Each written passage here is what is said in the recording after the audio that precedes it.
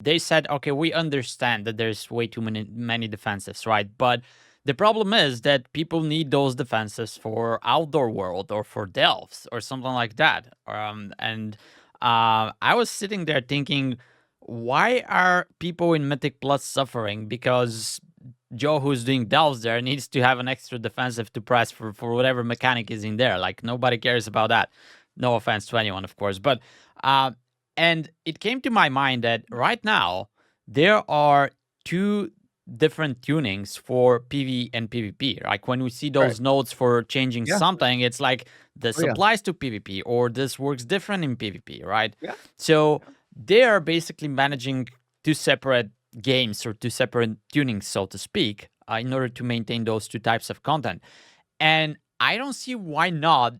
They should do the same with the different types of PV content, right? Because you do one set of gameplay, one type of gameplay in Raids, it's Yeah. another in Mythic Plus, and then obviously there's a third that maybe you and I we don't care about it, but there's also like the outdoor delves and whatever stuff that you're doing when you're not in the two pillars of raiding and Mythic Plus.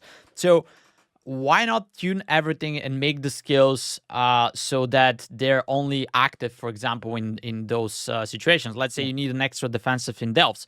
Once you go in, Brown gives you like this item which gives you the extra defensive, or Yeah. even if you want to have it for outdoor, as soon as you go out of Dornogal, you get this buff that gives you the defensive or something like that, right? Yeah. If you don't want to embed it into the talents and stuff like that. So separating the skills and the balance to be separate for Mythic Plus, raids, outdoor, as it is for PvP, maybe that's going to fix a lot of issues because even right now, when we see some tuning happening to healers, DPS, tanks, we're saying, okay, I see what they're doing, but this is because they want to buff this class to perform better in raid because they're at the bottom there. And this has a huge impact on Mythic Plus because now other skills are affected, and you start Yeah. doing Yeah. a lot more damage in Mythic Plus. So they Yep. fixed one problem in Raid, but now they introduce different types of problems in different types of content where they did not intend that to be the case, right?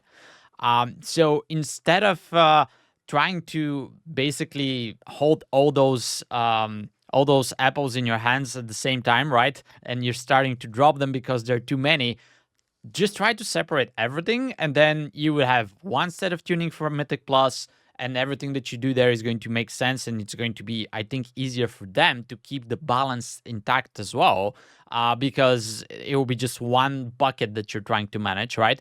And then you're gonna have separate skills and tuning for raid, etc., and another one if you want for outdoor, and they can branch it into as many pieces as they want.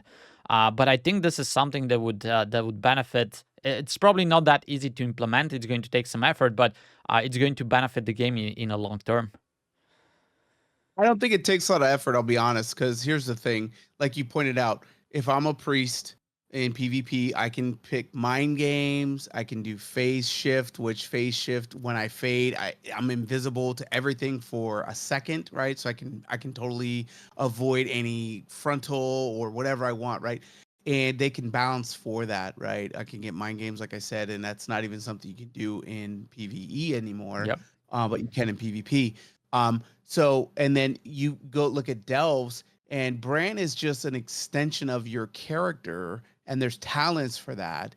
And so that's just a talent build. So I agree. I think it actually, yes, it involves some upwork, some upfront work to kind of extract what you're going to pull out of um, World and Raid for Mythic Plus, but it allows them to have some very fine. And I got to tell you, from a PvP perspective, I love the fact that, oh man, they nerfed this thing because it's killing it in the raid. Now my PvP character just got gutted, right? That's the days of that are gone. Like, it's so nice.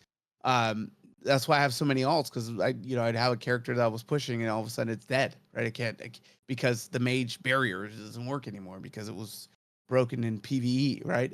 Or vice versa. Some things would break in PvP, and they'd nerf it because of that, and it would if impact PVE.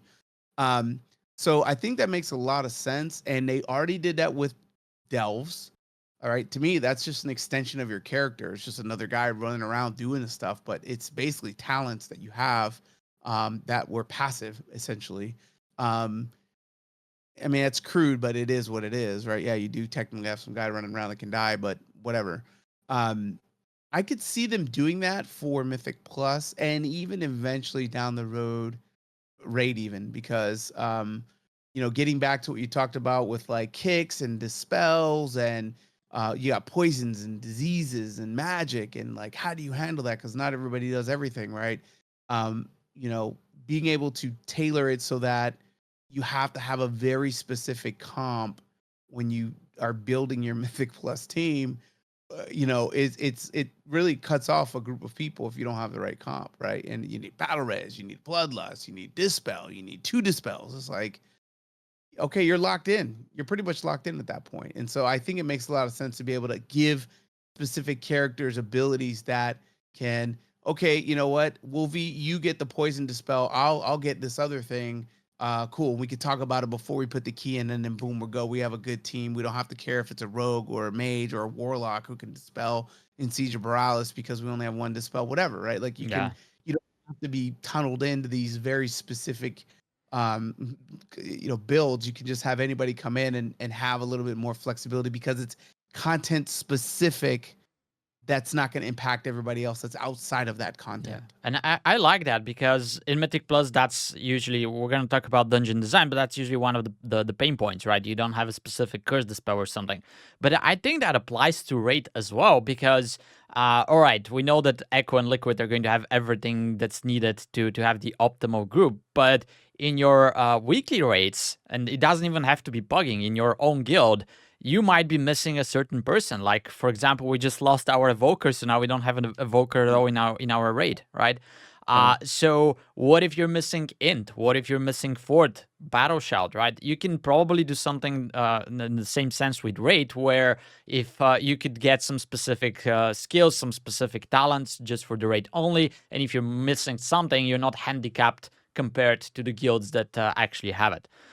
So Yeah. yeah, I like this idea a lot, and I don't know how hard it is to implement, but as you said, when this happened to PvP, I don't think like everybody probably welcomed the idea. I don't think anyone Oh, was angry. sure. Oh, this skill is now Amazing. working one way in PvE and another way in PvP. So Yeah. if you do the same for Raid and Mythic Plus only, even if it's just that, and set Yeah. aside the delves and the outdoor world, The world. Mhm. everybody's gonna be happy. Like nobody's gonna say a thing. I think everybody's gonna welcome this with open hearts, and they're gonna enjoy it for sure. Yeah. Nobody's gonna I say agree. anything bad. Yeah. Yeah. I agree. All right. Yeah. And So it's more inclusive, so which is good.